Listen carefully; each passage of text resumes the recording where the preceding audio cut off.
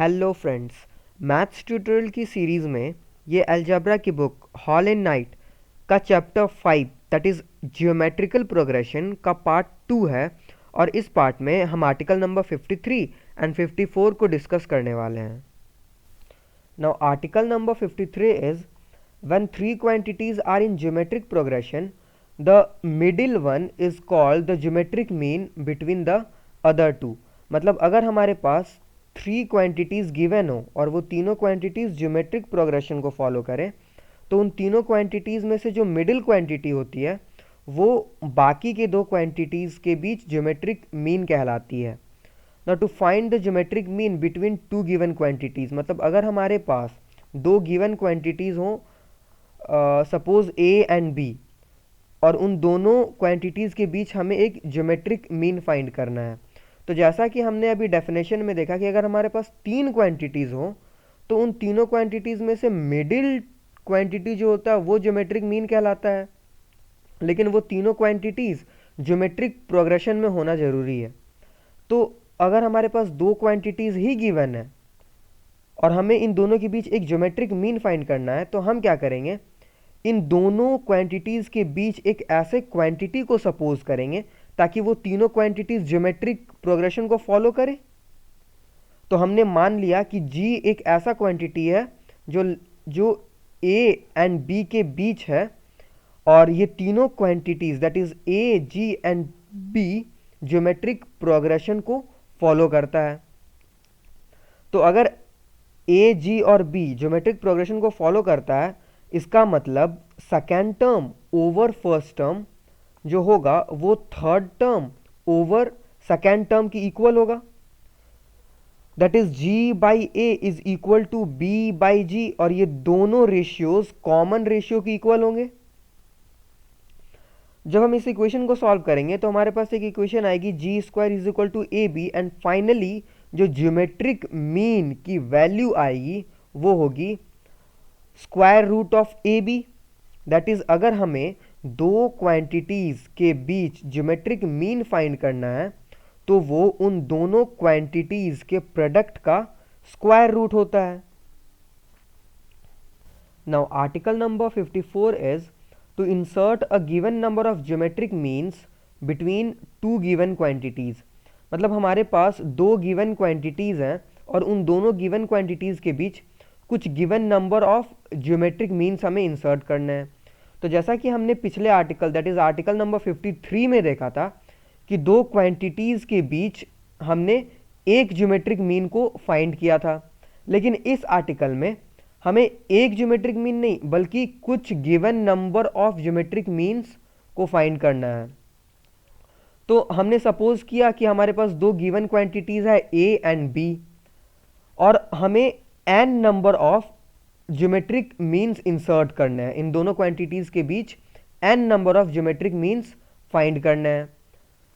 तो हम same way में इन दोनों given quantities that is a and b के बीच कुछ ऐसे क्वांटिटीज सपोज करेंगे ताकि a एंड b को इंक्लूड करते हुए वो सारे क्वांटिटीज ज्योमेट्रिक प्रोग्रेशन को फॉलो करें।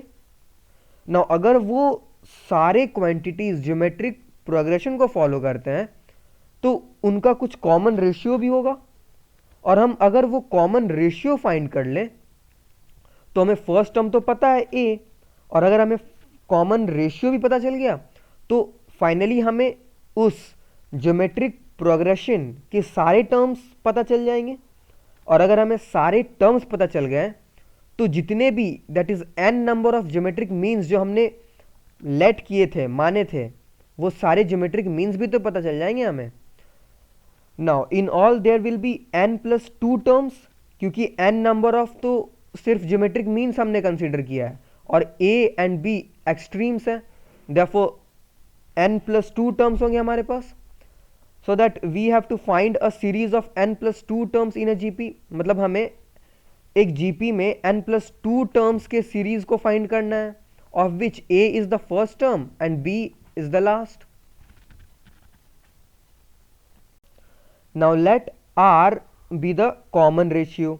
तो अगर r कॉमन रेशियो है, नाउ हमारे पास लास्ट टर्म b है और total number of terms n+2 है, तो last term will be n+2th term. Now जैसा कि हमने first article of this chapter that is article number 51 में पढ़ा था कि किसी भी टर्म को हम फर्स्ट टर्म और common ratio that is r के कुछ पावर रेज्ड के मल्टीपल के फॉर्म में लिख सकते हैं, और r का जो इंडेक्स होता है वो टर्म से एक कम होता है।